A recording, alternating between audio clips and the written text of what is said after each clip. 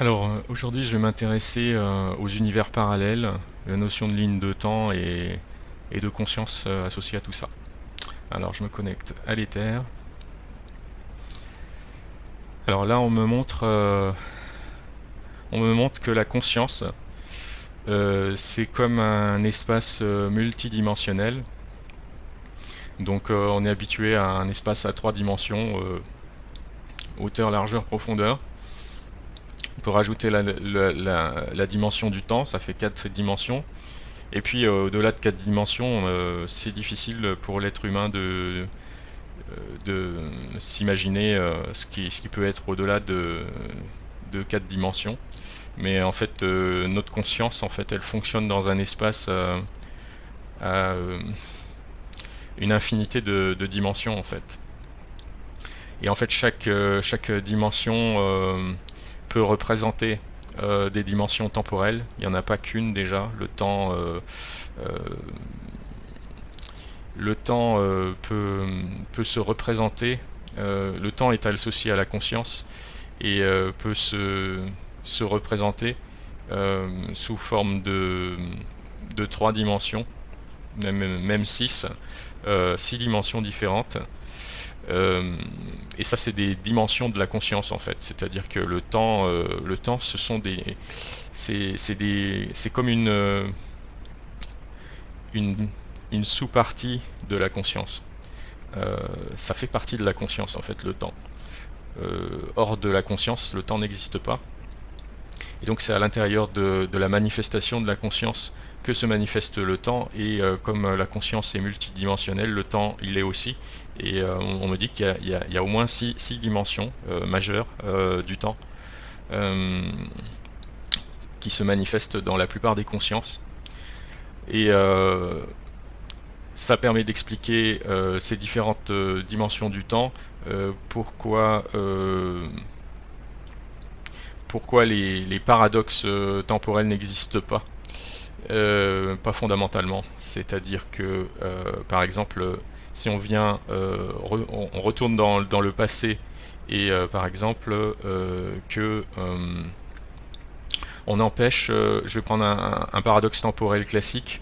Euh, voilà, moi je suis Jérôme, euh, je remonte dans le temps pour empêcher mes parents de se rencontrer et normalement je ne devrais plus exister puisqu'ils ne se seront jamais rencontrés, donc je ne serai jamais né et donc je n'existerai plus.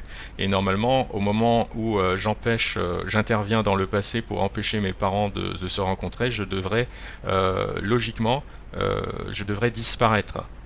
Et en fait, je ne disparais pas parce que, en fait, au moment où j'empêche mes parents de se rencontrer, je suis en train de créer une nouvelle ligne de temps.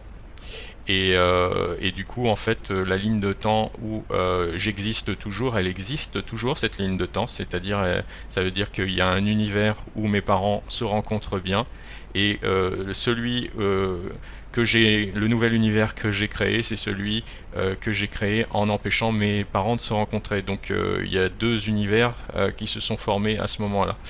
Et en fait, une des dimensions temporelles parmi les six dimensions permet notamment d'expliquer la création d'univers parallèles dès qu'on intervient, comme dans ce cas-là, pour modifier quelque chose dans le passé. Le passé, le présent et le futur n'étant que des représentations de la conscience, puisque fondamentalement ça n'existe pas, mais encore une fois ce sont des dimensions de la conscience qui se présentent à la conscience sous forme de passé, présent et futur. Et à chaque fois, en fait, toutes ces dimensions correspondent à chaque dimension permet sur cette dimension, sur par exemple l'axe de cette dimension, de créer un certain nombre d'univers parallèles. Donc il y a des univers parallèles qui se créent sur des lignes de temps. C'est le cas qui vient juste d'être expliqué, où en fait quand on intervient, eh bien on crée une nouvelle ligne de temps. Donc on crée un nouvel univers parallèle. Donc il y a des univers parallèles qui se créent sur la base de lignes de temps, et il y a d'autres univers parallèles qui se créent sur d'autres bases, pas sur la base de lignes de temps, mais sur des bases par exemple de lignes d'espace, des lignes spatiales qui nous permettent de nous situer dans l'espace. Et puis il y a plein d'autres dimensions, par exemple des dimensions de la conscience qui sont plus d'ordre psychologique, émotionnel, qui elles-mêmes peuvent créer des univers parallèles. Et on parle de lignes de temps quand il s'agit d'univers parallèles qui sont créés par sur la base de lignes de temps, mais on pourrait parler de lignes émotionnelles, on pourrait parler de lignes spatiales, on pourrait parler de lignes énergétiques. À chaque fois, ces lignes correspondent à des dissociations, à des formations d'univers parallèles différents sur une dimension différente de la conscience. Donc, par exemple, sur des dimensions, puisqu'il y en a de nombreuses, les dimensions émotionnelles, il y a de nombreux univers parallèles qui se créent sur la base de ces dimensions émotionnelles. On pourrait dire donc des lignes émotionnelles différentes. Et donc, pour situer un peu de quoi il s'agit, on va prendre un exemple. Là, par exemple, aujourd'hui, je suis de bonne humeur. Voilà, mon émotion elle est plutôt positive. Et puis, eh ben, dans une ligne de temps émotionnelle différente, aujourd'hui, je suis déprimé, je ne suis pas de bonne humeur, je vois tout en noir. Et donc, en fait, là, on a deux lignes de temps, deux lignes, pardon, émotionnelles différentes qui correspondent à deux univers parallèles qui sont différenciés par rapport à l'axe émotionnel. Et donc ça c'est pour l'émotionnel. Il y a aussi les dimensions énergétiques. Les dimensions énergétiques, je vais prendre encore un exemple juste pour situer.